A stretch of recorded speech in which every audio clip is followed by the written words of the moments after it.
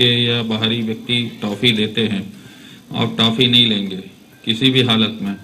उनसे स्पष्ट बोलेंगे कि अंकल जब हमारी मम्मी रहेंगी पापा रहेंगे तब आप टॉफ़ी देना। ये आप लोग भी ध्यान रखें कि आजू बाजू के जो कम पहचान वाले रहते हैं अड़ोस पड़ोस के, वो लोग इनको टॉफ़ी दे के बहकाते हैं और इनके साथ गलत हरकतें करते हैं। तो आप स्वयं ऐसे पेरेंट्स बने कि आपके बच्चे आपके अलावा किसी से कोई भी वस्तु ना लें।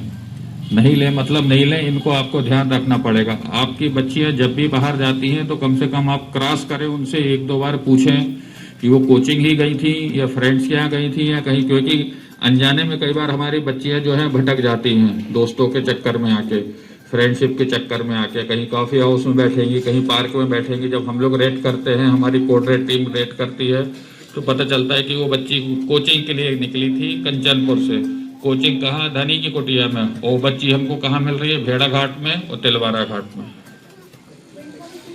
तो ये शुरुआत नहीं होना चाहिए। आपको टाइमिंग का ध्यान रखना चाहिए कि इस टाइम पे गई है, उसके जो भी कोच है, जो भी ट्यूटर है, उससे आपके बराबर बातचीत होती रहे कि वो कोचिंग में प्रॉपर आ रही है कि नहीं आ रही है। और सबसे महत्वपूर्ण बात मैं पेरेंट्स के लिए बोलूंगा कि आपका बच्चा या बच्ची, ऐसा नहीं है कि बच्ची ही हमारे लिए महत्वपूर्ण है, बच्चा भी हमारे लिए महत्वपूर्ण है। वो जब भी अकेले रहने की ज्यादा कोशिश करे, समझ ले कहीं ना कहीं कुछ ना कुछ गड़बड़ हो रही है, ये तय बात है।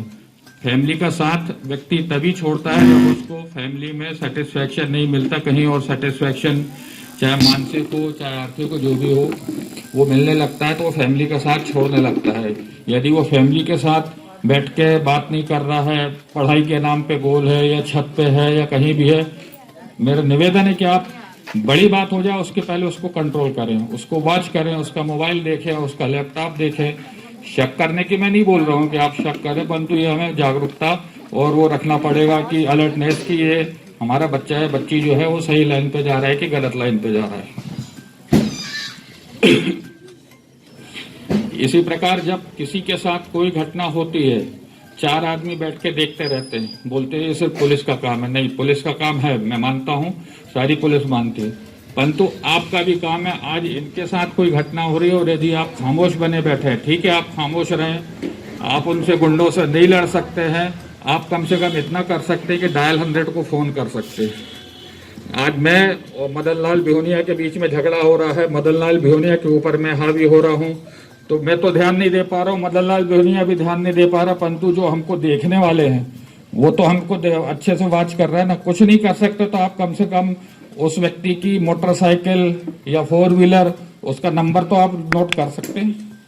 नहीं कर सकते, तो क्यों नहीं करते? इतना अपने आप को किनारे रख के ना चले। आज उसके साथ घटना हुई है, आप यदि सहयोग नहीं करेंगे, कल निश्चित तौर पे आपके साथ घटना होगी, परसों इनके साथ होगी, सबके साथ होगी।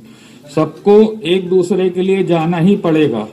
अभी कुछ सालों में ये सामाजिक परिवर्तन आया है कि हम अपने इतने सीमित दायरे में आ गए हैं, कुछ उपद्रव होता रहता है, हमारे सामने उपद्रव होता रहता है, हम आंख भी मूंद लेते हैं, मुंह भी बंद कर लेते हैं, कान भी बंद कर लेते हैं। हमारे परिवार का कोई सदस्य यदि उसमें आगे जाना चाहता है तो हम और दरवाजे बंद कर देंगे, अंदर से लाइट बंद कर देंगे और उसको बोलेंगे कि तुम्हें बीच में पढ़ने की आवश्यकता नहीं है। ये घटना यदि पड़ोस में हो रही है तो आपके साथ भी होगी, तो वो भी यही व्यवहार करेगा। तो सबसे पहले तो आप ही एक दूसरे के काम आएंगे ना। हम लोग तो 5 मिनट बाद 10 मिनट बाद आएंगे, बहुत जल्दी भी आएंगे तो 5 मिनट में आएंगे। 5 मिनट में आदमी घटना करके चला जाता है। उस बीच में आपका दायित्व है कि डायल 100 को फोन कर दें, यहाँ दुर्गा मंदिर के पास ऐसा ऐसा हो रहा है, उसको वॉच कर लें चुपचाप से, लड़के की या अपराधी की हुलिया क्या है, और साथ में उसको मोटरसाइकिल नंबर आप या जो भी 4 व्हीलर है वो नोट कर सकते हैं। इतना ही यदि आप कर लें तो आप वो सामने वाला जो पीड़ित पक्ष है अपरोक्ष रूप से उसकी पूरा सहयोग कर रहे हैं। आपकी भक्ति जो है भगवान के प्रति, भगवान ने हमसे यही कहा है कि दूसरे की मदद करो, तो हम क्या मदद करते हैं? जब झगड़ा होता, लड़ाई होता, हम डर के मारे छुप जाते।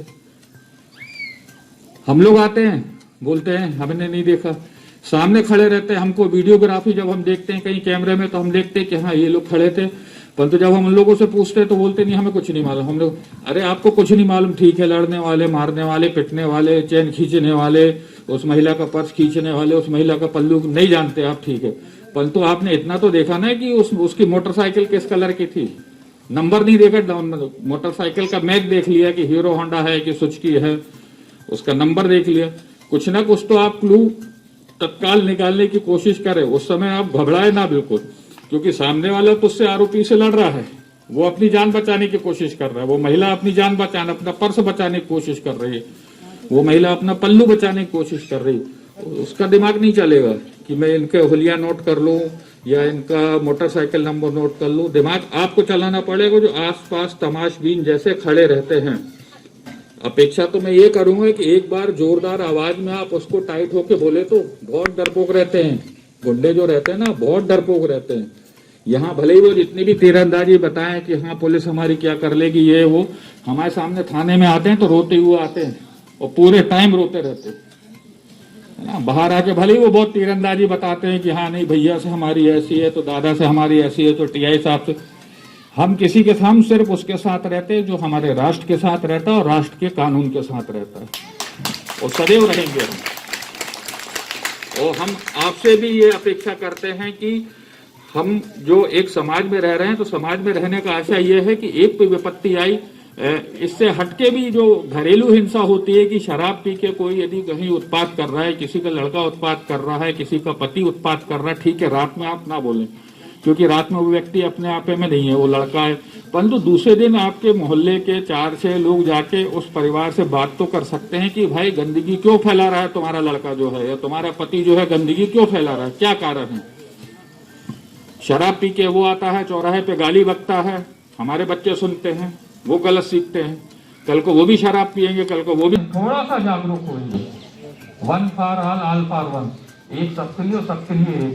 इस भावना से जब आप चलेंगे ना, तो आप देखिएगा कि मेरे ख्याल से हम लोगों की आवश्यकता नहीं पड़ेगी, आप लोग छोटे मोटे क्राइम निपटा लेंगे। और समस्या ये छोटे मोटे अपराध से ही आती है। एक जानकारी में लेना चाहूंगा कि आपके क्षेत्र में यहाँ पर कोई ऐसी जगह हो कि जहाँ पर लड़के खड़े रहते हो, तो खुल के मुझे तो बताइए, तो मैं वहाँ पर पेट्रोलिंग बढ़वाऊंगा। कोई जगह है ऐसी यहाँ पर? ये जगह यहाँ लड़के खड़े रहते हैं, कहाँ के लड़के खड़े रहते हैं?